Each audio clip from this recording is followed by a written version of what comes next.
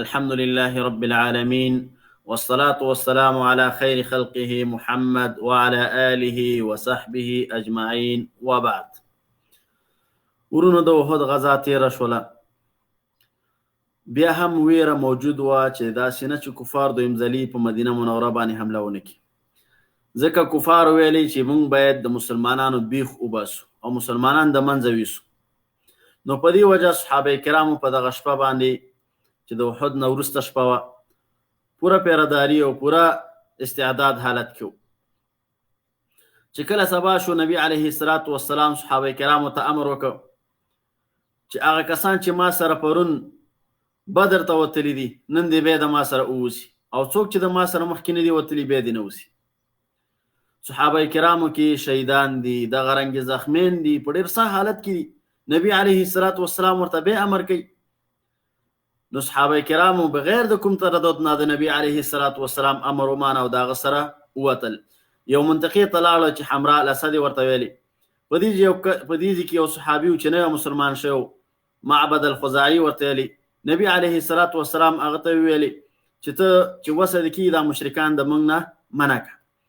ځکه اکثره چا به نوی ایمان نه وړه، نو مشرکان ته معلومات نه و، هغوی به داسې فکر کوه چې دا زموږ مشرک دی او حال دا چې ابه مسلمان و. دغه رنګ یوه قافله مدینې منورې ته روان ده. ابو سفیان او دغه رنګ کوم چې ورسره مشرکان دي، هغوی هم په دې تردد کې دي چې آیا دویم ځلي مسلمانانو باندې حمله وکړي او که حمله ونه کړي. معبد الخزاعي ورغی، ورته ویلې چې ګوره مسلمانان را جمع شوي دي، که تاسې چېرته په هغوی باندې حمله وکړئ نو هغوی به ستاسو سخته مقابله وکړي، ځکه نور کسان ورسره راغلي دي او کومک ورته راغلی دی. نو الله رب العالمین د دوی په زړونو کې ویره واچوله او دوی دویم ځلي دا جرأت ونه کړ چې په نبي علیه الصلاة والسلام او صحابه باندې حمله وکړي. دغه رنګ یوه قافله مدینې ته را روانه وه. ابو سفیان ورته ویلې چې ته ووایه نبي علیه الصلاة والسلام ته چې موږ را جمع شوي یو او هغه نه پرېږدو، هغه باندې بیا حمله کوو. الله رب العالمین وایي الذين قال لهم الناس ان الناس قد جمعوا لكم فاخشوهم فزادهم ایمانا وقالوا حسبنا الله ونعم الوکیل. الله رب العالمین مؤمنان کسان دي چې خلق ورته ویلي چې دا قافلې والا دي، چې دا مشرکان ستاسو لپاره جمع شوي دي، فخشوهم د دې نه وویرېږئ. فزادهم ایمانا، صحابه کرامو ایمانو په ایمانو الله رب العالمین ورته ایمان ورکړی و. نو د صحابه کرامو ایمان نور هم زیات شو او هغوی ویل چې حسبنا الله ونعم الوکیل، موږ د مشرکانو مقابله کوو را دې شي، او ودرېدل په میدان باندې. الله رب العالمین وایي فانقلبوا بنعمة من الله وفضل لم يمسسهم سوء. الله رب العالمین په نعمت او فضل باندې واپس شو او دوی ته څه بدي ونه رسېده. الله رب العالمین د کفارو په زړونو کې ویره واچوله، همداسې لاړل مکې ته، واپس رانغله. خو د مسلمانانو او صحابه کرامو د الله رب العالمین د رضا تابعداري وکړه. الله رب العالمین د دوی نه راضي شو. والله ذو فضل عظیم، او الله رب العالمین د لوی فضل خاوند دی. صحابه کرام څه شهیدان شو، داسې اکثره صحابه کم صحابه و چې هغه درمند شوي نه و، چا کې زخمی، څوک کې شهید شوی دی، وژل شوی دی په احد کې. نو ډېر ښه حالت دی. الله رب العالمین د دوی د زړه ډاډ دپاره، ډاډګرنې دپاره وایي ان تكونوا تعلمون فانهم يعلمون كما تعلمون. الله رب العالمین وایي که چېرې تاسو درد رسیږي، د مکې مشرکینو ته هم ستاسو په شان باندې درد ورسېده. وترجون من الله ما لا يرجون. خو تاسو کې یو خبره بل هم زیاته ده، هغه دا چې تاسو د الله رب العالمین د جنت امید لرئ. دا امید لرئ چې الله رب العالمین به جنت ته داخل چې په دې بدر غزا او یا د احد په غزا کې شهیدان شوي. او کفار چې دي دوی ما لا يرجون، دوی دا امید هم نه لري. نو تاسو دې ته سوچ وکئ، مه سستېږئ، بلکې نور هم محکم په خپل ایمان باندې ودرېږئ. بیا ځینو صحابه کرام ویلي چې څنګه موږ مات شو، حال دا چې موږ کې رسول الله صلی الله علیه وسلم و او دغه رنګې موږ سره الله رب العالمین وعده کړې وه. الله رب العالمین موږ سره د نصر وعده کړې وه. الله رب العالمین آیات نازل کړ ولقد صدقكم الله وعده استحصونهم باذنه. الله رب العالمین وایي ما خپله وعده تاسو ته رښتیا کړله. په اول کې د احد په غزا کې تاسو کامیاب شوئ، کله چې تاسو دوی وژل تښتېده تاسو نه کفار، الله رب العالمین خپله وعده پوره کړله. حتی اذا فشلتم وتنازعتم في الامر، تر دې چې تاسو بیړه شوئ او د یو بل سره مخالف شوئ.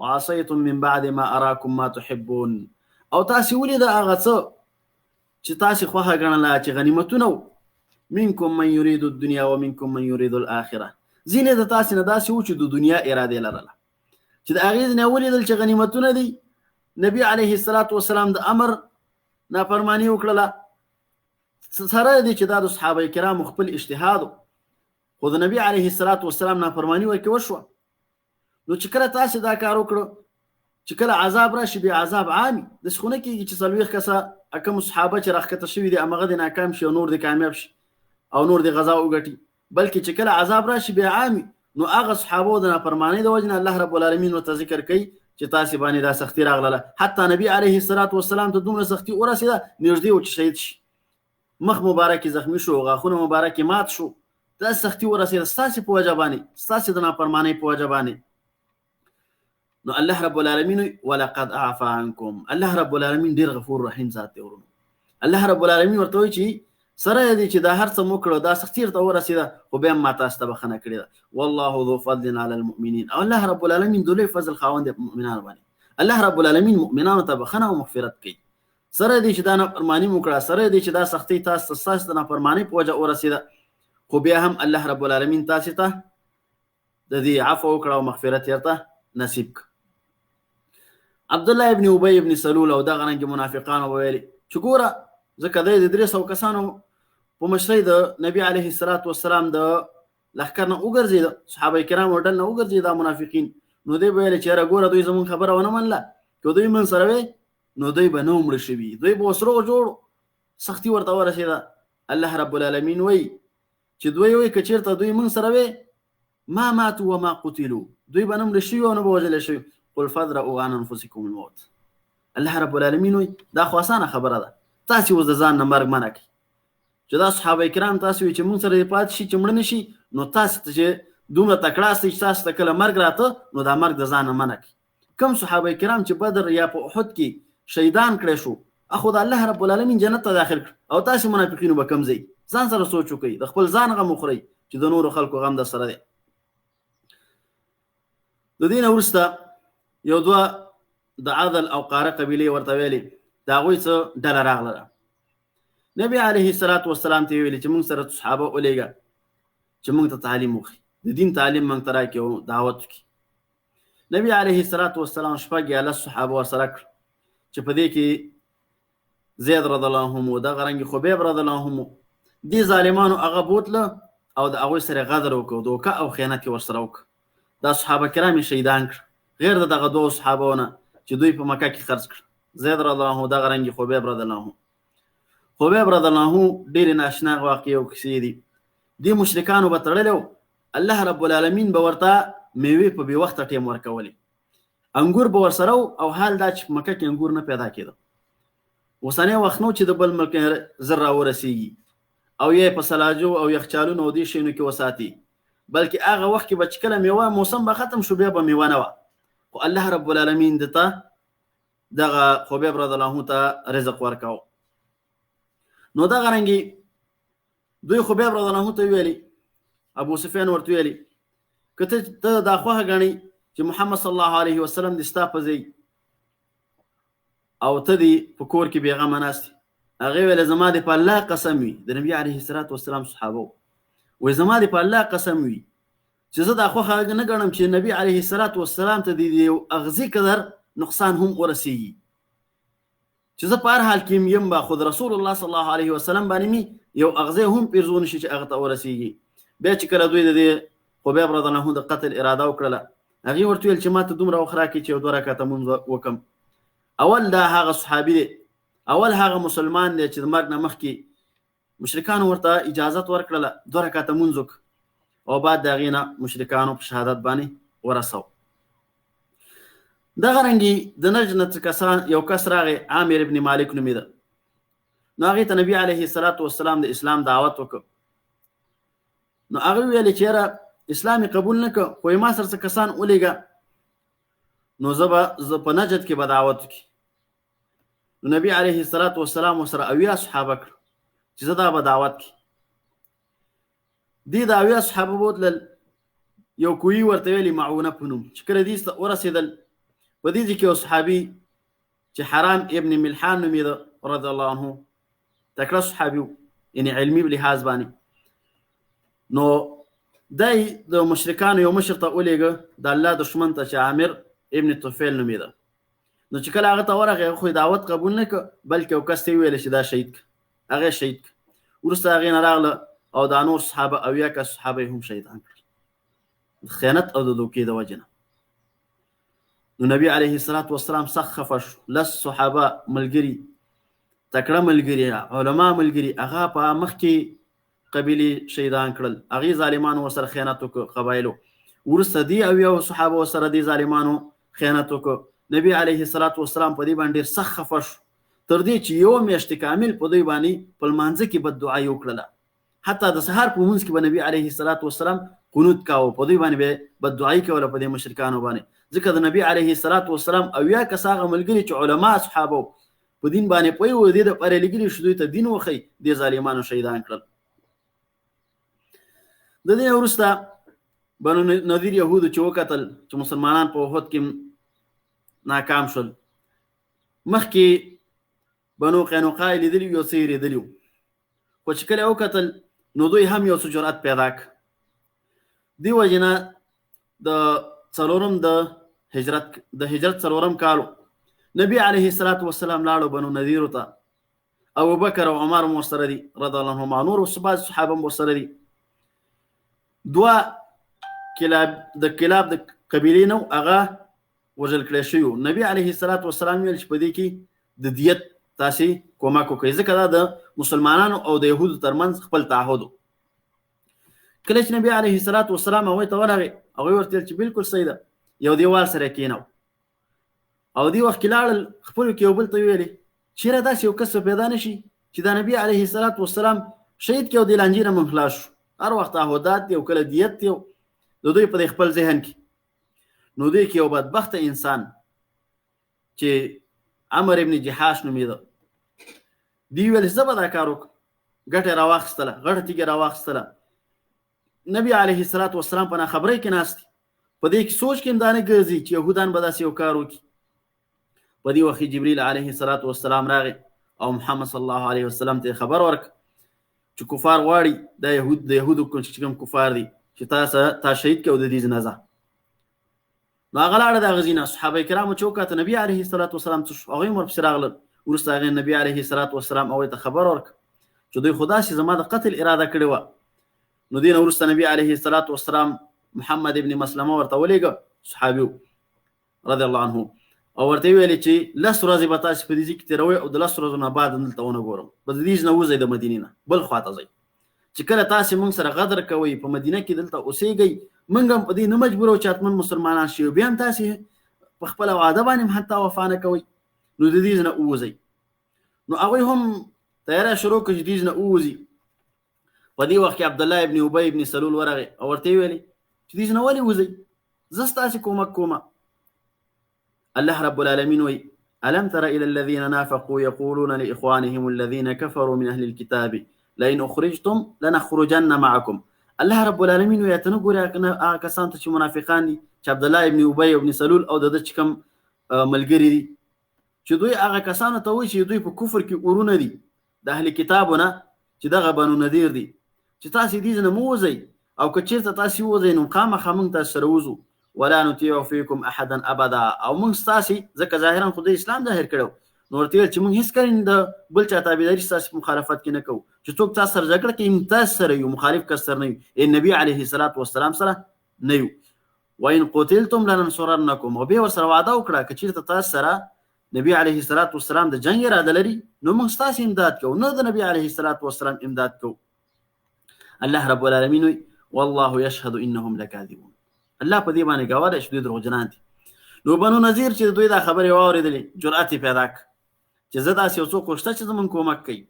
نو په دې وخت کې د مسلمانانو مخ ته ودرېدل چې موږ د دې ځای نه نوځو. نبي علیه الصلاة والسلام او صحابه کرامو لښکر برابر کړ او د بنو نذیر پسې ورغله. بنو نذیرو قوي کلاګانې جوړې کړې وې، په دې کې ننوتل او ځان یې په کلاګانو کې ایثار کړ. تاسې فکر یې کوه چې دا کلاګانې به موږ د الله د عذاب نه خلاص کړي او د مسلمانانو نه به خلاص شو، د صحابه کرامو د قتل نه به خلاص شو. او داسې د کجورو باغونه ولته، نو په هغې کې پټېدل، د کجورو خواته پټېده. نبي علیه الصلاة والسلام امر وکړ چې ځینې هغه کجوري چې دوی شاته پړېدل چې هغه قطع کړي غوڅې کړي. الله رب العالمین وایي ما قطعتم من لینة او ترکتموها قائمة على اصولها فباذن الله وليخزي الفاسقين. الله رب العالمین وایي کمې کجوري شتاسې قطع کړي دي او یا پرېښي دا د الله رب العالمین په امر باندې وي او دا د دې وجه نه د دې قطع کولو الله رب العالمین حکم ورکړ چې هغه کسان رسوا او ذلیله کړي چې کوم فاسق دي د یهودان نه چې مسلمانان سره په عهد باندې نه دي ولاړ او دغه رنګې وخت نه وخت مسلمانان ته ضرر رسوي. نو پس د دې نه چې کله محاصره کړه نو دوی په زړونو کې الله رب العالمین ویره واچوله او مات شول. نو دوی نبی علیه الصلاة والسلام ته ویلي چې موږ تاسو روغه کوو. نبی علیه الصلاة والسلام ورته ویل چې سیده زه تاسو روغه کوم خو په دې شرط چې دې نه به اوسئ چې کله زمونږ ګاونډیتوب نه کوئ موږ سره په ګاونډیتوب نه اوسېږئ په تعهداتو باندې نه ودرېږئ نو بیا په مدینه کې نه اوسېږئ شام طرف ته ووځئ هغه طرف ته وشړل. دوی دا ومنله او د هغه طرف ته ووت. خو دومره وه چې نبي علیه الصلاة والسلام او صحابه کرام پرې شرط ایښی و چې اسلحه به ځان سره نه اخلي یعنې تورې او زغرې به نه اخلئ نو هم چې څه کېږي هغه واخلئ خو تاسې دغه کوم توره چې ده یا د هغه وخت اسلحه وه دا به ځان سره نه اخلي. الله رب العالمین وایي هو الذي أخرج الذين كفروا من أهل الكتاب من ديارهم لأول الحشر. الله رب العالمین هغه ذات دی چې ویستی دغه کسان دا کافران د اهل کتابونه د دوی د کورونو نه د اول کرت په شام کې سره راجمع شو. ما ظننتم ان یخرجوا الله وایي تاسې دا ګمان نه کوه چې دا به ووځي دومره په اسانۍ به دا د دې نه ووځي.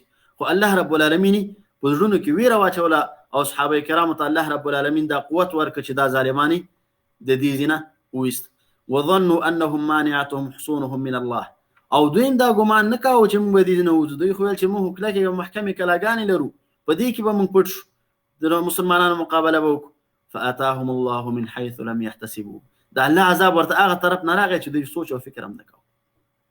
دا الله عذاب چې راشي هغه بیا په کلا کې سړی نشي نه بچ کېږي په بل ځای کې نشي بچ کېدلی. د الله رب العالمین د عذاب نه انسان نه بچ کېږي چې کله دوی مسلمانانو سره دایما غدر کو الله رب العالمین دا اراده وکړله چې د مسلمانانو په لاس باندې دې ظالمانو ته جزا ورکړي او هغه چې جزا یې ورته ورکړه او د دغه ځینې وویستل.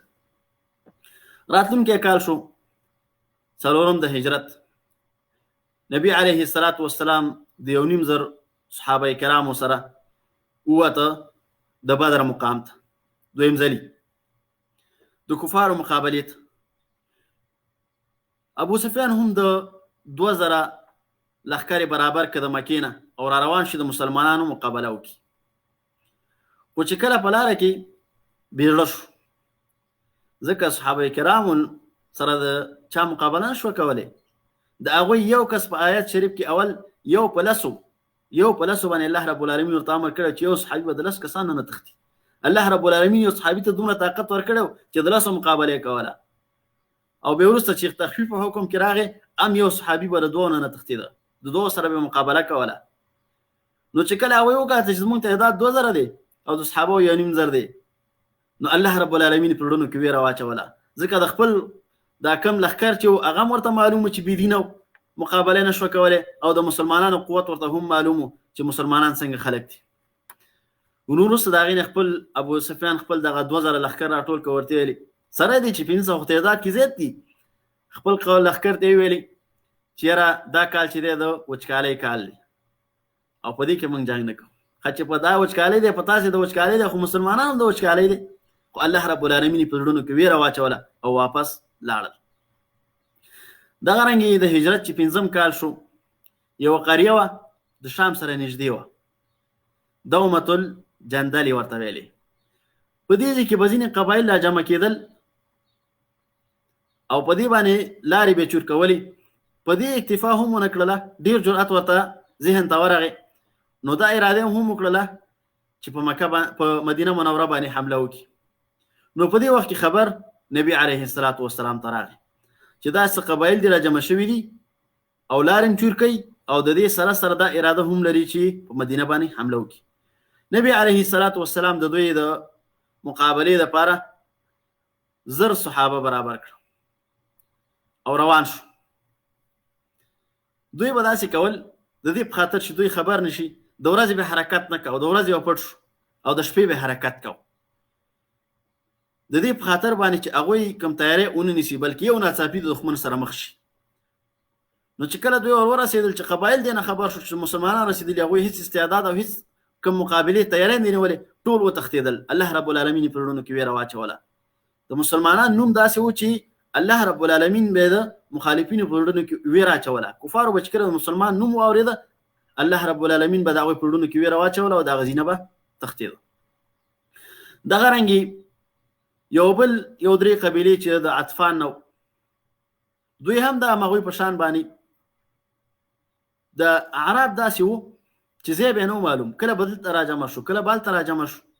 نو کله چې دا درې قبیلې راجمع شو، نبي علیه الصلاة والسلام دا اراده وکړه چې دوی وویروي، ادب ورته ورکړي چې داسې نه چې هر څوک جرأت کوي او راځي دي په مسلمانانو باندې بدماشي کوي، بلکې د مسلمانانو دپاره الله رب العالمین یو شوکت لیکلی چې هغه شوکت باید ظاهر شي، هغه قوت د مسلمانانو ظاهر شي، چې هر څوک د مسلمانانو په مخ کې ودرېږي باید په زړه کې ویره موجوده وي چې زه د صحابه کرامو یا د نبی علیه الصلاة والسلام په مقابله کې ودرېږم، نو هغوی هم راته صبر نه کوي.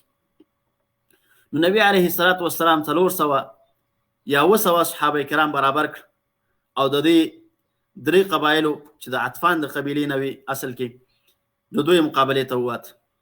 چې کله دوی ته ورغله، دوی ته هم الله رب العالمین په زړونو کې ویره واچوله او وتښتېدل د هغه زینه.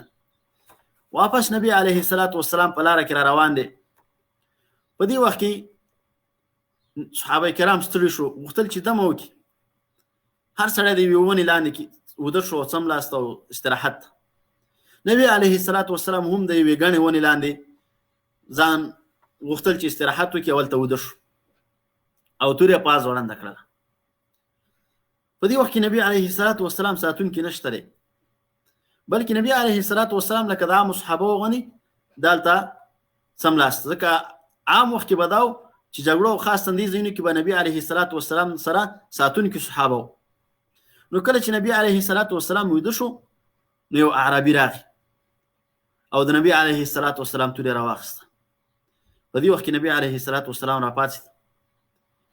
د اعرابي ورته وایي چې ما نه به دې اوس څوک خلاص کړي، ځکه صحابه کرام لرې دي، مختلف ونو کې دي، څوک د نبی علیه الصلاة والسلام خبره نه اوري.